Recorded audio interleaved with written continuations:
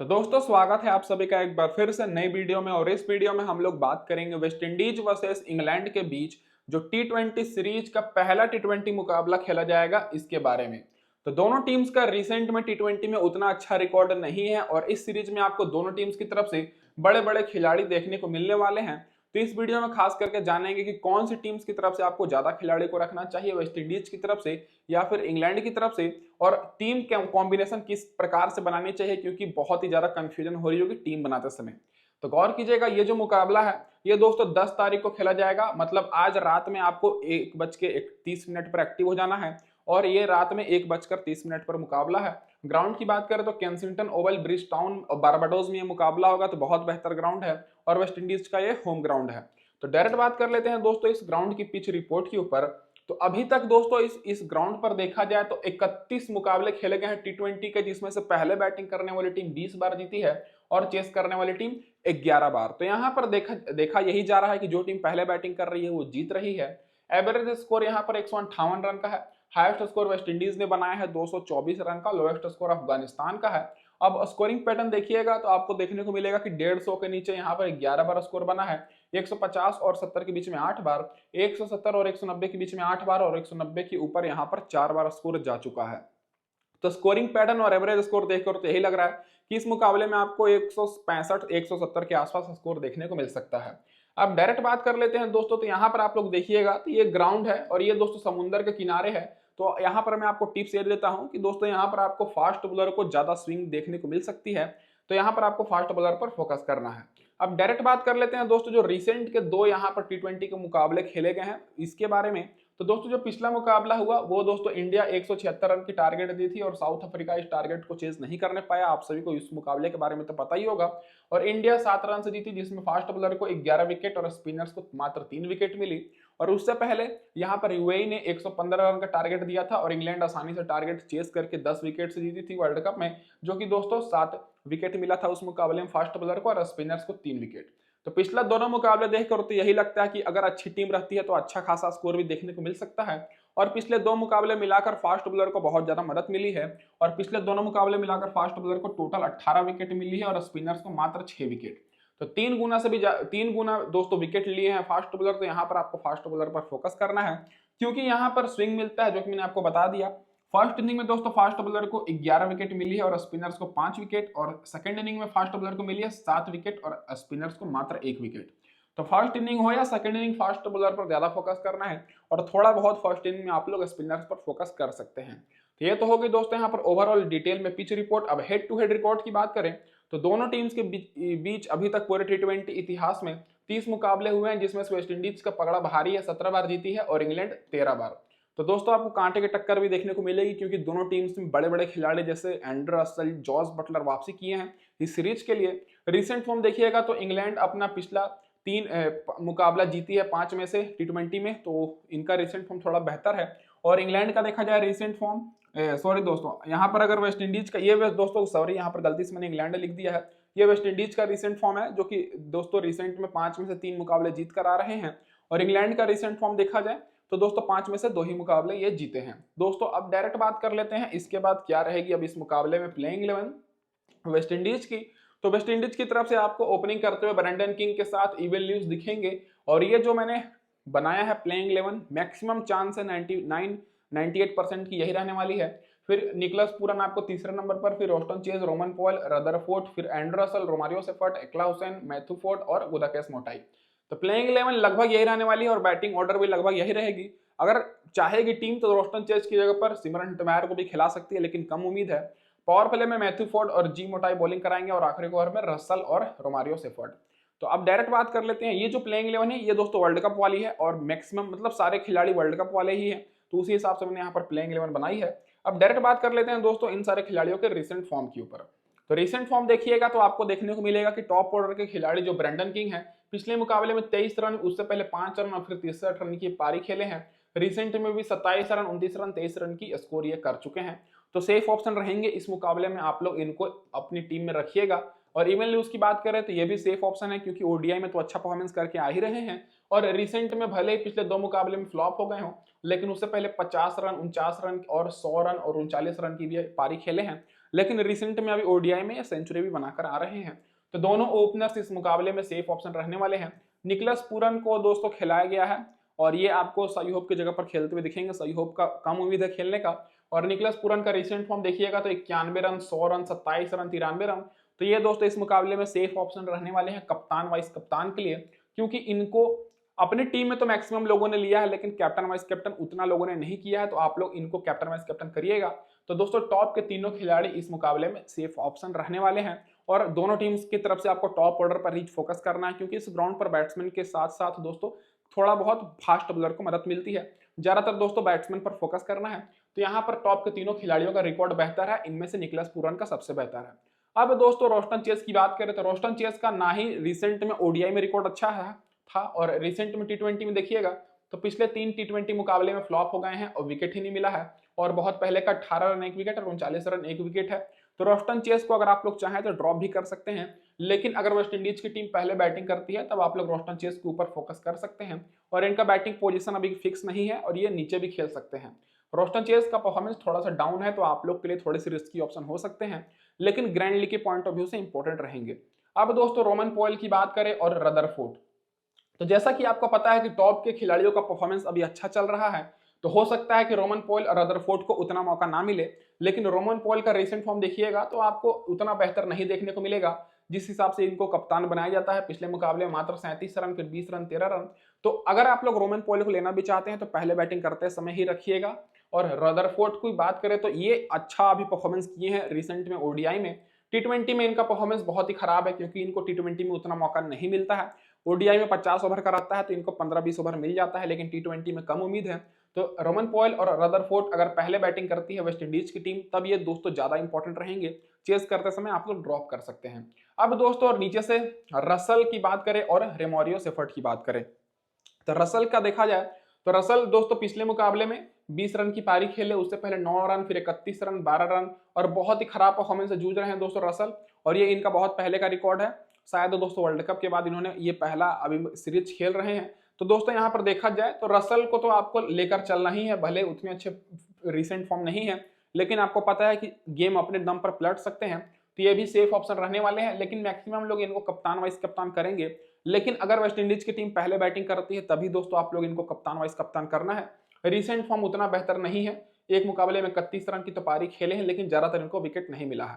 Romario Seifert की बात करें तो दोस्तों इनका रिसेंट फॉर्म देखिएगा तो टी20 में 2 विकेट है, 2 विकेट है और ये श्रीलंका के खिलाफ पिछले महीने लिए थे। पिछले मुकाबले में 18 रन विकेट लेस रहे हैं, तो इनका परफॉर्मेंस थोड़ा सा ठीक है। तो ग्रैंड लीग में ये डिफरेंशियल ऑप्शन हो सकते हैं, क्योंकि मैक्सिमम 4 ओवर तो ये बॉलिंग कराएंगे ही आखिरी ओवर में भी, लेकिन इनको बहुत ही कम लोग लिए हैं। अब दोस्तों जो नीचे के 3 बॉलर दिख रहे हैं इसमें से दोस्तों इकला हुसैन आप लोग के लिए इंपॉर्टेंट रहेंगे, क्योंकि पिछले 2 मुकाबले में इनको 4 विकेट मिली है। बाकी मैथ्यू फोर्ड को मैक्सिमम लोगों ने अपनी टीम में नहीं लिया है और दोस्तों इनका कारण यह है कि इनका रिसेंट फॉर्म बहुत ही ज्यादा खराब है। तो मैथ्यू फोर्ड की जगह पर समर जोसेफ भी खेल सकते हैं। बाकी गुदाकेश मोटाई की बात करें तो इनका रिसेंट फॉर्म देखा जाए तो इनका भी रिसेंट फॉर्म उतना बेहतर नहीं है। पिछले 7-8 मुकाबले में इनको मात्र 2 विकेट ही मिली है, लेकिन 70% लोग लगभग मैथ्यू फोर्ड को लिए हैं। तो आप लोग एक काम कर सकते हैं कि यहाँ पर इकला हुसैन के ऊपर फोकस करिए, क्योंकि इनका रिसेंट फॉर्म बेहतर है, और रोमारियो सेफर्ट के ऊपर। तो ये होगी दोस्तों यहाँ पर सारे खिलाड़ियों के रिसेंट फॉर्म।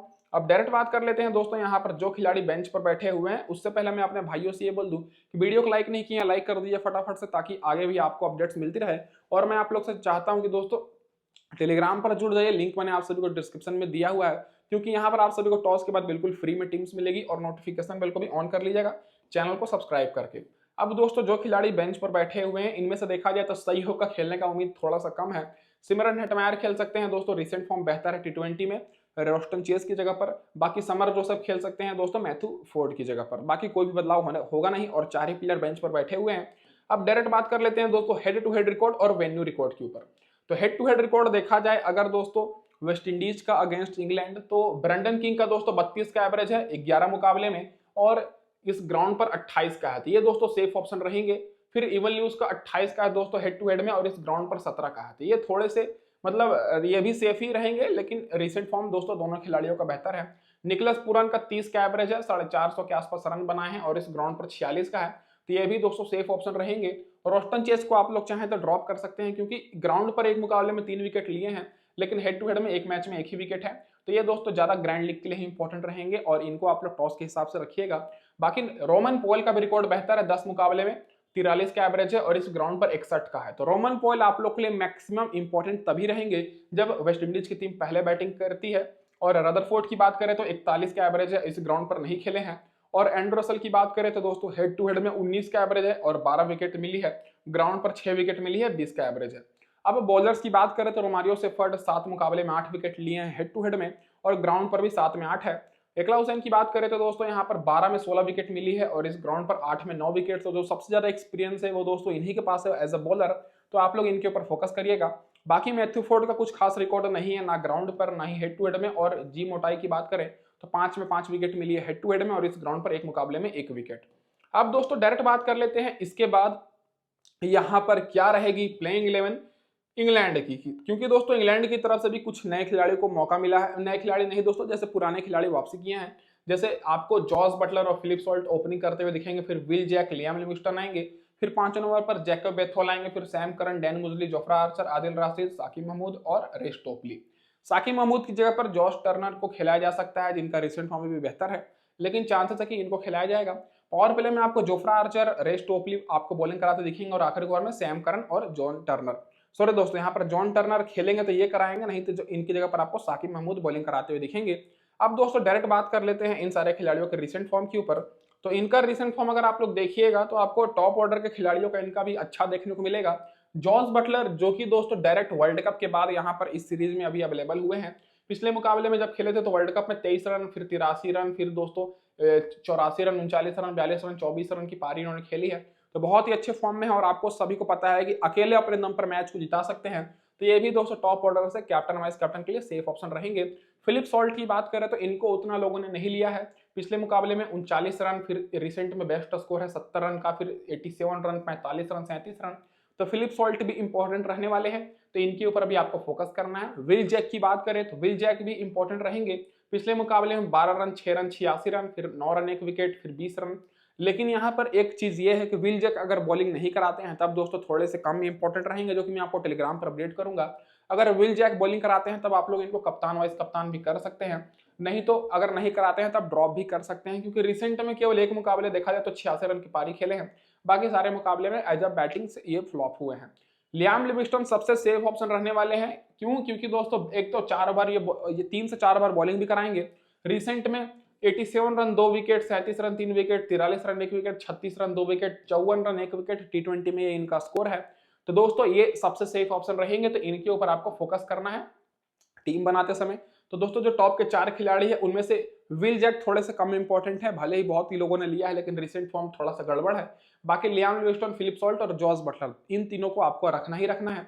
जैको बेथोल की बात करें तो दोस्तों इनका परफॉर्मेंस देखा जाए तो पिछले मुकाबले में 44 रन का है, उससे पहले 19 रन 2 विकेट है, फिर 50 रन है। तो अगर इनको मौका मिलता है तो ये अच्छा परफॉर्मेंस कर सकते हैं। तो दोस्तों ये आपको ऑलराउंडर में दिखेंगे, तो अगर पहले बैटिंग करती है इंग्लैंड की टीम तब आप इनको ले सकते हैं, या फिर दोस्तों इनको चेस करते समय भी रख सकते हैं, क्योंकि ये बॉलिंग तो कराएंगे ही। तो इनको कम लोगों ने लिया है तो ये ज्यादातर ग्रैंड लीग के लिए इंपॉर्टेंट रहेंगे। बाकी ऑलराउंडर सेक्शन से आपको सैम करन पर तो फोकस करना ही है, क्योंकि दोस्तों रिसेंट में 1 विकेट 1 रन, फिर 18 रन 1 विकेट, 52 रन, बहुत ही अच्छी पारी खेले और 102 रन 1 विकेट, और ये T20 का है, तो आप लोग कंफ्यूज मत होइएगा। तो सैम करन भी बहुत ही अच्छे फॉर्म में है। तो लियाम लिविंगस्टन और सैम करन ये दोनों सेफ ऑप्शन रहेंगे ऑलराउंडर सेक्शन से कैप्टन और वाइस कैप्टन के लिए। और रसल से भी बेहतर रहेंगे, क्योंकि रसल का बैटिंग ऑर्डर बहुत ही ज्यादा नीचे हो जाता है। अब डैन मुजली की बात करें तो इनकी जगह पर जॉर्डन कॉक्स भी खेल सकते हैं। तो दोस्तों डैन मुजली का रिसेंट फॉर्म देखा जाए तो 10 रन 2 विकेट है, बाकी दोस्तों बहुत पहले 60 रन की भी पारी खेले हैं, 1 विकेट और 68 रन की भी, लेकिन कम उम्मीद है ये इनका बैटिंग मिलने का, क्योंकि बैटिंग नीचे है। बाकी दोस्तों जोफ्रा आर्चर का रिसेंट फॉर्म देखा जाए बहुत अच्छा है, पिछले 3 मुकाबले में इनको 5 विकेट मिली है। आदिल राशिद को पिछले 3 मुकाबले में 3 विकेट मिली है, और साकिब महमूद को पिछले 3 मुकाबले में 2 विकेट, और रेस टोपली को पिछले 3 मुकाबले में 2 विकेट। तो अगर आप लोग बिल्कुल सेफ ऑप्शन खोज रहे हैं बॉलिंग में, तो आप लोग के लिए जोफ्रा आर्चर और आदिल राशिद पूरी तरीके से सेफ रहेंगे, क्योंकि ये आपको विकेट्स भी दिला कर देंगे, और रिसेंट में ये वर्ल्ड कप में भी अच्छा परफॉर्मेंस किए थे। मैक्सिमम खिलाड़ी वर्ल्ड कप के बाद डायरेक्ट यहाँ पर खेलने आ रहे हैं इंग्लैंड की तरफ से।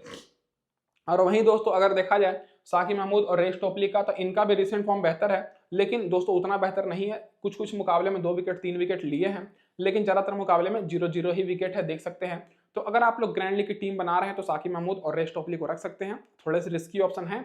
अब दोस्तों इसके बाद डायरेक्ट बात कर लेते हैं जो खिलाड़ी बेंच पर बैठे हुए हैं। तो इधर से दोस्तों आपको देखने को मिलेगा कि बेंच पर छह खिलाड़ी बैठे हुए हैं। तो इनमें से जो भी खेलता है तो आप लोग देख सकते हैं जॉर्ज टर्नर खेल सकते हैं साकिब महमूद की जगह पर। इनका रिसेंट फॉर्म बेहतर है, 4 विकेट 2 विकेट 2 विकेट। ओडीआई में भी अभी अच्छा परफॉर्मेंस करके आ रहे हैं, टी20 में भी बेहतर है। बाकी दोस्तों डायरेक्ट बात कर लेते हैं हम यहाँ पर हेड टू हेड रिकॉर्ड और वेन्यू रिकॉर्ड के ऊपर।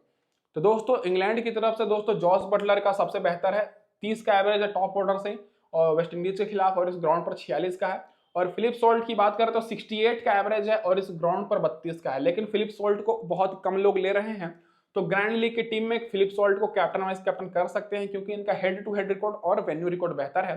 विल जैक का कुछ खास नहीं है, देख सकते हैं मात्र 14 का ही एवरेज है और इस ग्राउंड पर भी दोस्तों फ्लॉप है, तो विल जैक थोड़े से रिस्की रहेंगे।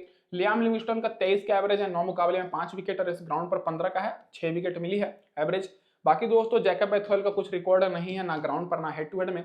सैम करन का 25 का एवरेज है, 6 विकेट मिली है और इस ग्राउंड पर 13 का एवरेज, 2 विकेट मिली है। बाकी दोस्तों जोफ्रा आर्चर की बात करें तो हेड टू हेड में 1 ही विकेट मिली है और ग्राउंड पर भी कुछ खास नहीं है, तो आप लोग चाहें तो जोफ्रा आर्चर के ऊपर रिस्क ले सकते हैं ड्रॉप करने का।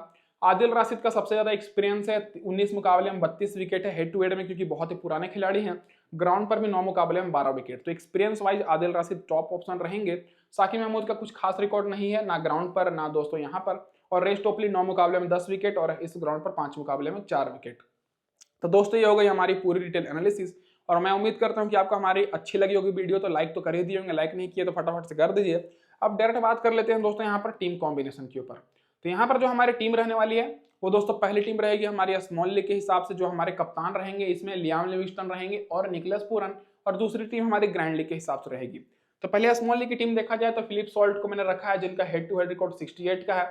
जॉस बटलर को मैंने रखा है, फिर विल जैक को भी यहाँ पर मैंने ले लिया, एवन ल्यूस को, और यहाँ पर Romario Seifert, Sam Curran, Liam Livingstone, Russell और इधर से आदिल राशिद और ए हुसैन को मैंने लिया है। तो यहाँ पर मैं ज्यादा ऑलराउंडर्स पर फोकस कर रहा हूँ और बैट्समैन पर, क्योंकि रिसेंट में इस ग्राउंड पर अच्छा खासा स्कोर भी हुआ है। और ऑलराउंडर्स को मैंने ज्यादातर यहाँ पर इसलिए लिया क्योंकि ये बैटिंग और बॉलिंग दोनों कराएंगे। और इस टीम में मैंने 5 खिलाड़ी लिया है दोस्तों वेस्ट इंडीज की तरफ से और 6 खिलाड़ी इंग्लैंड की तरफ से। टॉप ऑर्डर्स पर भी मैंने फोकस किया है, मिडिल ऑर्डर और बॉलर्स पर भी कुछ मैंने फोकस किया है। अगर आप लोग बदलाव करना चाहते हैं तो यहाँ पर दोस्तों रोमारियो सेफर्ट की जगह पर ले सकते हैं जोफ्रा आर्चर को, नहीं तो दोस्तों यहाँ पर ले सकते हैं ब्रैंडन किंग को। यहाँ पर मैं दोस्तों रोमारियो सेफर्ट को एज ए ट्रम्प प्लेयर के रूप में लिया हूँ इस टीम में। कैप्टन वाइस कैप्टन हमारे पूरे सेफ रहेंगे। अब बात कर लेते हैं दूसरी टीम। तो दूसरी टीम में मैंने सबसे पहले क्या किया कि जी मोटाई को मैंने लिया है और मैथ्यू फोर्ड को। जी मोटाई को तो बहुत ही लोगों ने लिया है, लेकिन मैथ्यू फोर्ड को बहुत ही कम लोग ले रहे हैं, तो अगर इनकी जगह पर समर जोसेफ खेलते हैं तो आप लोग उनको ले सकते हैं।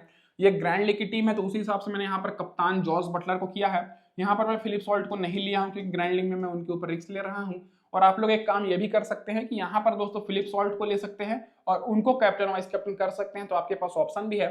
फिर निकोलस पूरन को मैंने रखा, ब्रैंडन किंग, एवन ल्यूस को, विल जैक को, और यहाँ पर आप लोग चाहे तो विल जैक की जगह पर ले सकते हैं दोस्तों यहाँ पर फिलिप सॉल्ट को। विल जैक को मैं इसलिए ले रहा हूँ क्योंकि मैं सोच रहा हूँ कि अगर 2-3 ओवर बॉलिंग करा देते हैं तो अच्छा रहेगा।